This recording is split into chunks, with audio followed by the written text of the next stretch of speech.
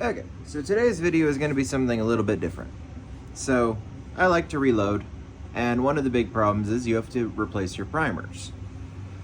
So the primers are single use, and you can kind of tell by how burned it is on the inside here, but also it has a firing pin strike on the back. But there is a way to reuse these, especially whenever primers are hard to come by, which happens every once in a while. So commercial primers are a lead nitrate with lead hypophosphate, a little bit of glass to stabilize it because the grit helps it ignite, and then a little bit of nitrocellulose in there to help it burn, basically. So everything by itself is completely inert and stable, well, except the nitrocellulose. That's what gunpowder is made out of. But the lead nitrate and the lead hypophosphate and the glass don't react, you can't burn them, they're not shock sensitive. So these are how commercial primers are made. The problem is we can just buy lead nitrate. I think I actually got this off Amazon. It's lead 2 nitrate. And anytime you're working with this, you need to wear a respirator because ingesting lead will cause lead poisoning. Normally, it's in a solid form like this, so the worst it can do is rub off on your hand a little bit, and for the most part, you can't get sick from that, although you should wash your hands after handling lead. This being a fine powder, it is entirely possible to breathe. And that's instant absorption, which means instant lead poisoning. So anyone who recognizes this as our milling media from the ball mill, you can actually see the noticeable difference in the diameter of an old one versus a new one.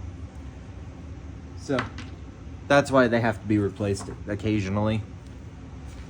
So you can just buy the lead nitrate, but you can't buy lead hypophosphate because it's too unstable and has a tendency to blow up whenever it's, being transported. So in order to start, we need clean primers. So as you can see, I've got quite a few primers that I want to reload here. But you can see kind of the black dust in there from carbon, and these have lead salts in them already. The reason gun ranges need ventilation is not actually because of the gunpowder burning, it's because of the primers. But we can actually use a fresh, clean milling jar to clean these up. So first thing is going to be fill it with hot water, add some soap, add our primers. We'll let it tumble for about an hour, change the water out in it. I may or may not use soap that time depending on how dirty it is. And then when the water is clean, we put it in there with just straight water to get all the soap out. And then these will be ready to use. So it doesn't need to be boiling hot water. You can get it out of a sink, and that'll be fine. It just needs to be warm water because that works better. Now remember, when you're tumbling anything, it's not actually the being in the water that does it. It's actually the surface tension of the water that cleans everything. So that actually may be a little bit much. But you can already see all the crap floating around in there that we want to get rid of. So with our jar about half full, half empty, depending on how you see it, add pretty good amount of soap.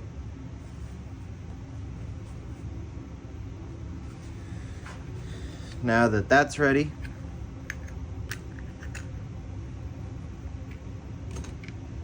we seal this jar up.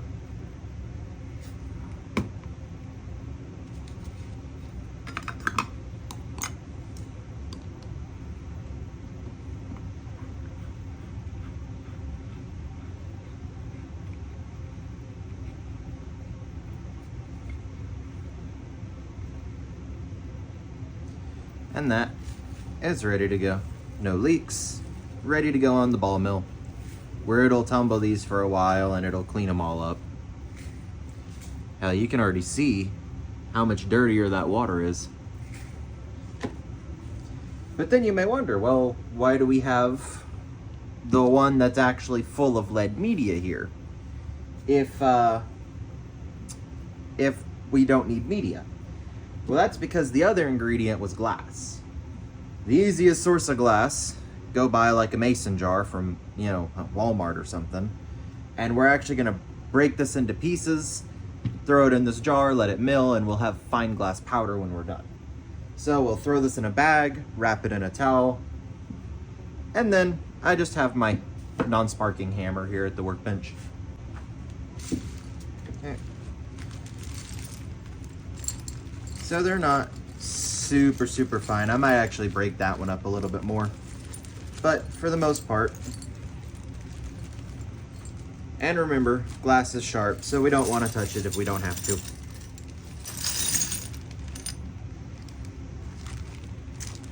That base I'll smack a couple more times. Oop, and it broke the bag.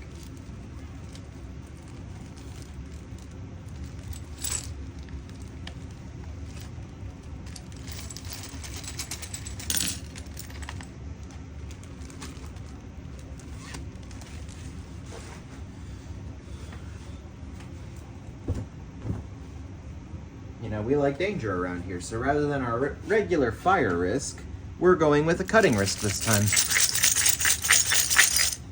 So some of those chunks in there are pretty big, but the jar is about 3/4 of the way full, so I believe our lead media should actually crush that into glass fairly easily.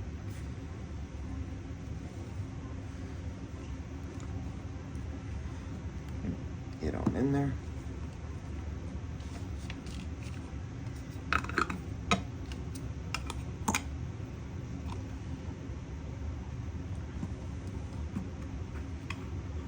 So as said before, the primers will go in an hour at a time on the mill, and this glass, I'll probably check it about hourly, but we'll stop whenever it looks like a fine powder. So let me go deal with that.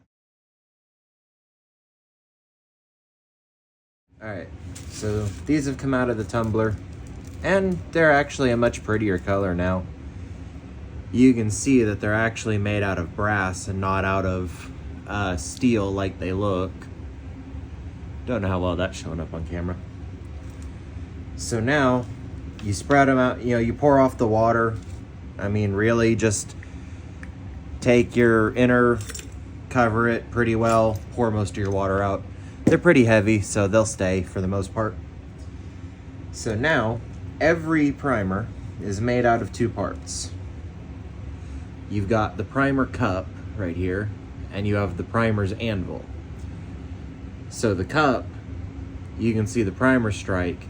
We're gonna pull the anvil out of them and then wash them another round, because you can see this little black powder that's still in there, and we wanna use the full volume of this primer.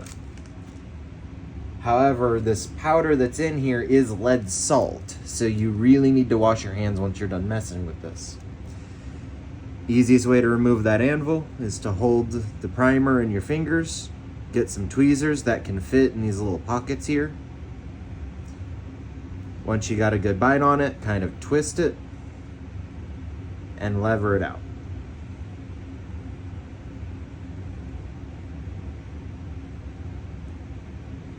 Some of them are more stubborn than others, so grab out of the other side, do it again.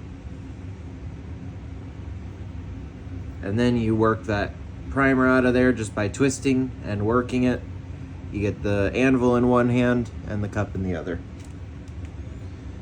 So we'll go through, do all of these, put them back in the tumbler with some soapy water, clean them all up again. So they'll just go for another bath. I've got about 200 here, so I'm just gonna do this. So I'll try to shoot this kind of zoomed in. See, I got a handful of them already, of primer cups separated from the anvils. So with my fat fingers here, grab a primer. Then you can see it's a triangular shape in there. And there's 3 holes, because there's 3 little petals. So you just stab your tweezers down in there, grab the anvil, and then you just try to twist your primer. So sometimes it'll come right out of that cup. I've got the anvil here, with this side goes towards your firing pin, which of course it's probably not going to focus on real well, is it? Damn autofocus. So that is what your anvil looks like. And all it does is these petals touch your case so that they don't go any further forward. And then this little bump here faces the firing pin, so it's trying to, any compound in between that and your firing pin gets completely crushed. So drop that in there. And then this case, it's just an empty case. There's nothing in it. There's a little bit of that powder left over. So you just go through and grab them like that. So if you're going to use like pliers to hold your primer cup, you have to be really careful not to crush the primer cup. Because if you do, you're never getting the anvil out. So like that one's really stuck. I tried twice. It's just going to go in this pan for later. So we're probably not going to make enough compound to reload all 200 primers. See, that one just come right out. So I'm not worried about getting every single one of them. I may actually, once I have some of these cleaned up, I may actually do the math on them and figure out how much primer compound is needed for each primer. But this is also a mixed batch of ammo, so I don't know which primer is from which manufacturer. So I don't know if it's the same manufacturer that's having issue, or some of this was Milsurp Green Tip, so they had crimped primers. I'm wondering if that means the primer cup is just out of shape, and that's why they're so hard to remove. I'm all ears if there's a better way to do this. This is really the most time-consuming part, is just because like that anvil is halfway out, but I wasn't quite able to get it. So I'll try for an extra second, and there it goes. So I'm not sure why some of them just come at right out and some of them are such a bitch to get, but I'm almost wondering if it could also just be how dirty each primer is. If there's a lot of shit in there holding it in, it may not come out.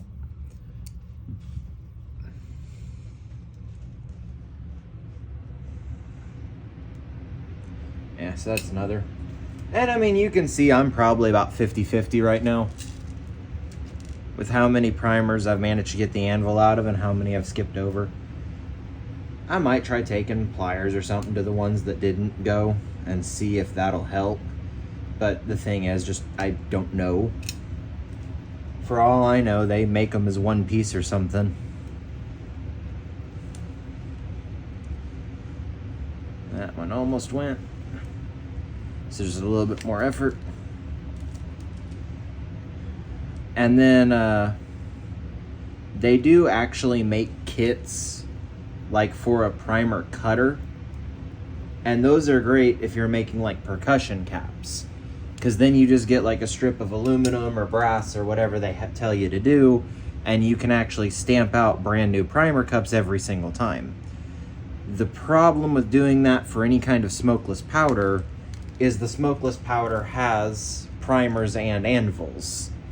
Well, as far as I know, there's no way to make the anvils, so you just have to take them out of your primers. Or, considering the internet is a wonderful place, I wonder if you could just buy a bag of fucking primers. Or, not primers.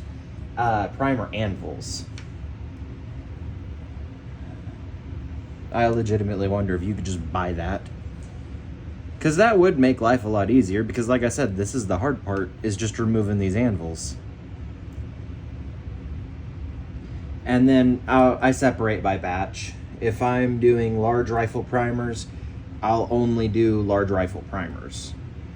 And then whenever I go and I'm changing what I'm reloading, I'll dump the primer tube and label what kind of primers they are, because it is important not to mix them up.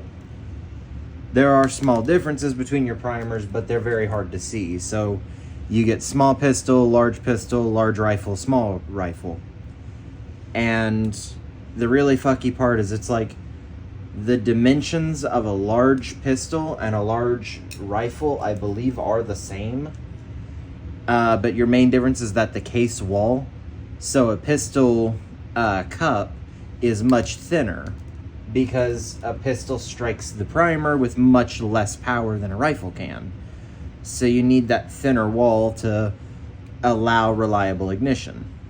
But then when you run into rifles, you actually run into the opposite problem with them. A rifle has higher chamber pressure, and the primer pocket is a hole that the pressure is trying to escape from. So you actually have to make the walls on a rifle primer thicker so that it can withstand the pressure from the cartridge. But you're not worried about ignition, because a rifle can hit the primer cup with a considerably greater amount of force.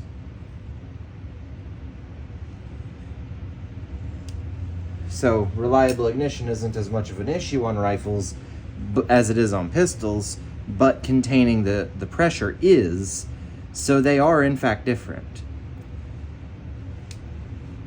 And then you also get Magnum primers.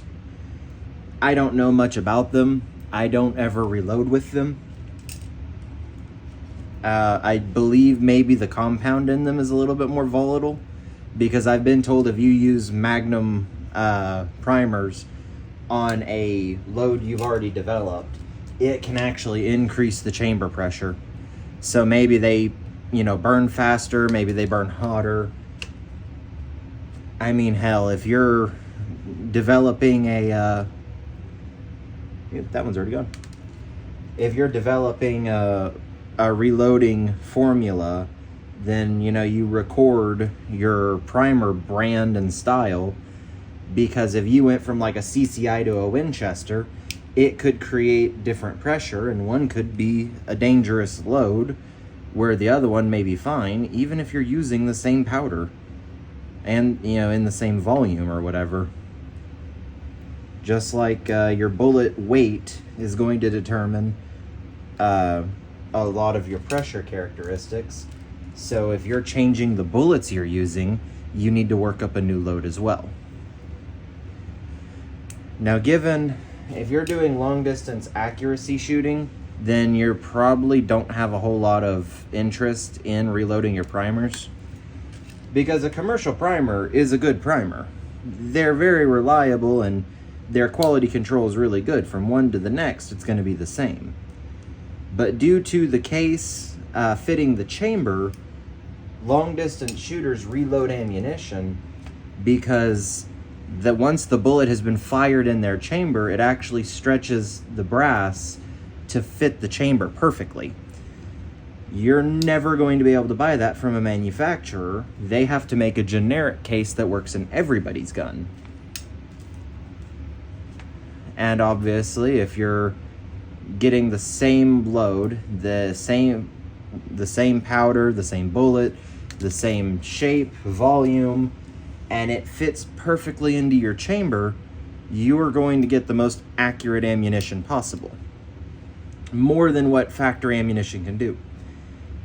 The upshot to factory ammunition is it's going to go bang every time you hit the trigger. So who knows? Maybe a long-range shooter will ask me to make him some primers or something, or ask me to teach him how. I doubt selling primers is legal, because that would just be another factor that they can control on their ammunition. But a lot of reloading and stuff is, if you make ammunition and you sell it, you have to be licensed and insured with the government. If you're reloading for personal use, there's no such requirements. Now, city and state laws may differ. I'm sure cities ban fireworks, cities ban guns. I'm sure that some cities ban reloading. But federally, it's perfectly legal to reload your own ammunition. And I don't even think that there's actually an ammunition limit in the laws. But the second you sell ammunition to somebody, you've committed a crime. And God forbid it do something like blow up in their gun, then they can sue you. You don't have insurance because you're not a business, and so then you've got somebody's medical bills, and you've possibly killed somebody. So today, we're actually assembling the primers. Primers are a fairly simple we use lead nitrite that we buy, glass that we put in the ball mill. Nitrocellulose you can generally buy, but it comes as a liquid. So simply set the liquid in a pan with walls, set it somewhere warm where the air moves. It'll dry into a kind of powder, and we can use that. And then, of course, we have the lead hypophosphate that we synthesized. So 11.6 grams of both lead nitrite, another of lead hypophosphate, and then just 5 grams of glass and nitrocellulose. So the first thing that you need to do here is measure these things out, which I've done ahead of time. And then we take our primers that we've cleaned up and we need to flatten them back out. So if there's a primer in, if there's an anvil in there, just use your tweezers, get it right back out of there. Come out pretty easy, it'll come out pretty easy. Get a hard surface to work on. And then in my case, I am actually using a brass punch that the end of it broke off, so I've just sandpapered smooth. So you take this, a series of light hits at different angles, and we've almost completely removed the primer strike. Or firing pin strike, whatever you want to call it. So now what we can do, take one of these cups, take a sheet of notebook paper, and when you set it on there, smack it with your mallet,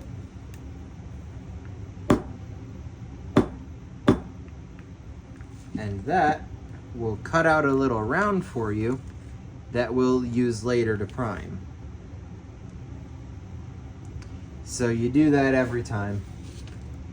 So in a mortar and pestle, take your lead hypophosphate, and you can see where I didn't dry it really well, so it's really clumpy, but that's what the mortar and pestle is for. That's not gonna matter. Lead nitrite, which is even clumpier than the shit I made. Powdered glass. The glass acts as grit and gives us friction. And then our looks extremely wet nitrocellulose. So you take your mortar and pestle and you go through and you just mix and grind a little bit. This is how we're going to get rid of all of those clumps.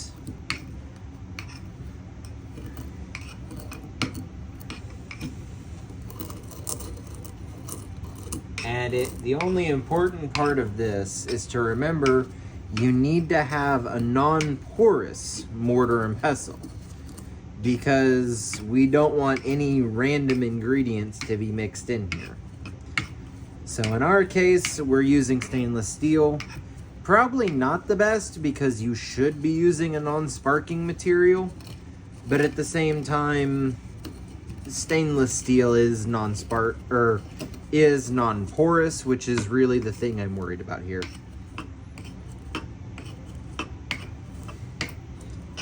So we want to get everything nice and homogeneous, which means everything mixed together.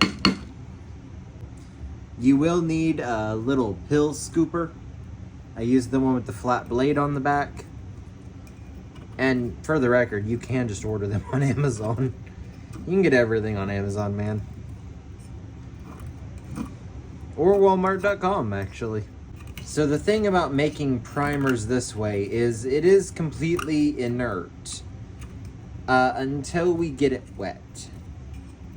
So lead nitrite and lead hypophosphate don't actually react with each other while they're in their dry form. That's most chemistry, if I'm being honest.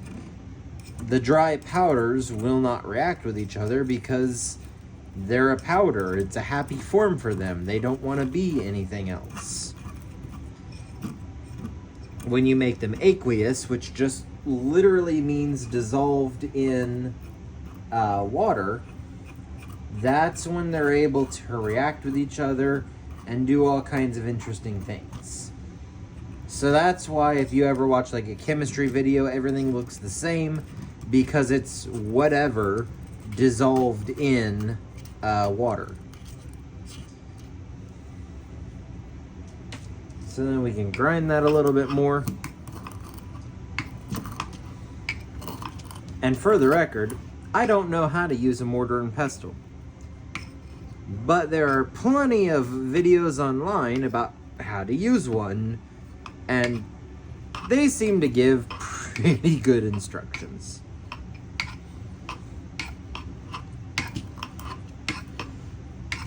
So, in reality, the lead hypophosphite and your lead nitrite are your two reactants in this. And when they react, they just make heat, which for a primer is what we want, because they're also shock sensitive. You know, like being struck by a firing pin. The glass gives us a little bit of grit, and that little bit of grit is going to help us actually initiate the reaction. So by giving us some grit that adds friction, that's going to help make sure we can initiate pretty good. And then the nitrocellulose, so while it's not shock sensitive, it is extremely flammable. And the good part about that is it being extremely flammable, when it gets a little bit of flame, it burns really, really well. So by adding our nitrocellulose, we're taking a primer and we're just making it more energetic. So although this would work without the nitrocellulose, we will actually meet the quality standards of commercial primers by doing this.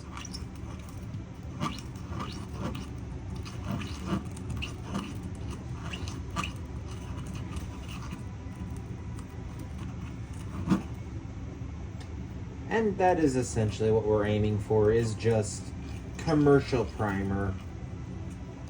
If we can do as well as them, we're not doing bad at all.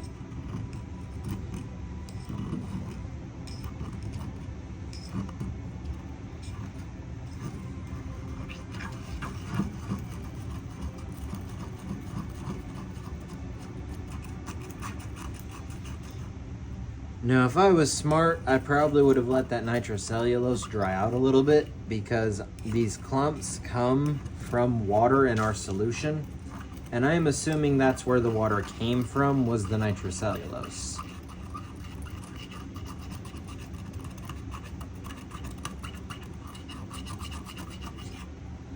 So that's a pretty homogeneous mixture.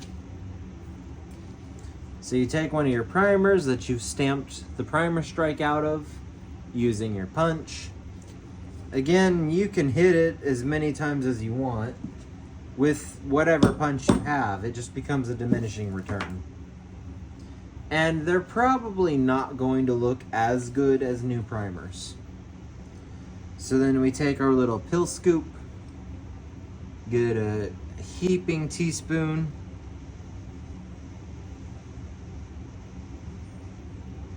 there's you a piece that's already kind of packed, really.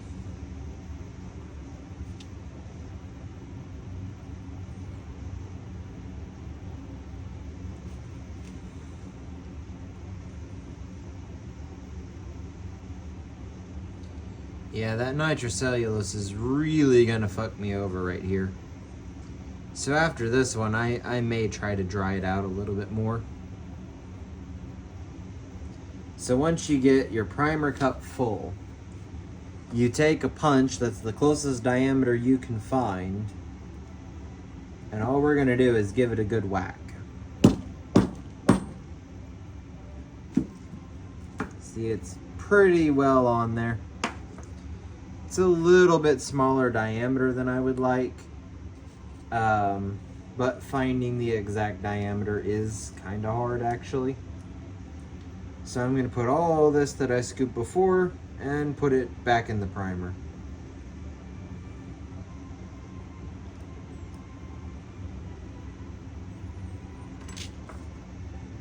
And you can pack this as much as you want. This is completely inert and not shock sensitive yet.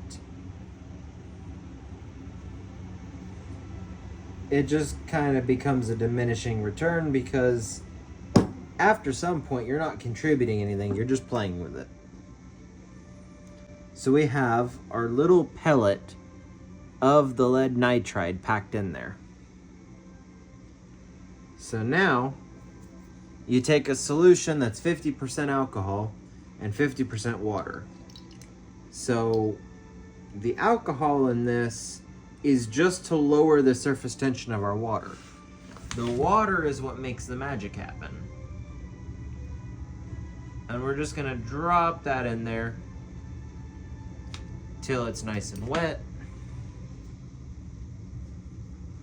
Now that piece of paper we punched out earlier, this is where it comes in handy.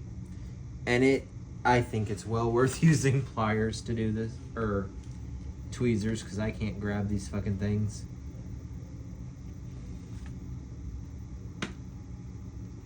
Drop a piece of paper over the primer. Take your anvils, just one preferably. And then this is going to go with the point down. And then you throw it for good luck.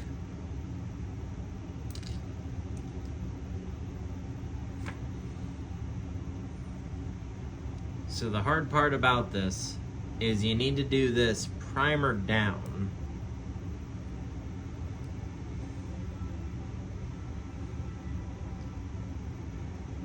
Go primer down, you put it in here and shove it all the way down till it's flat.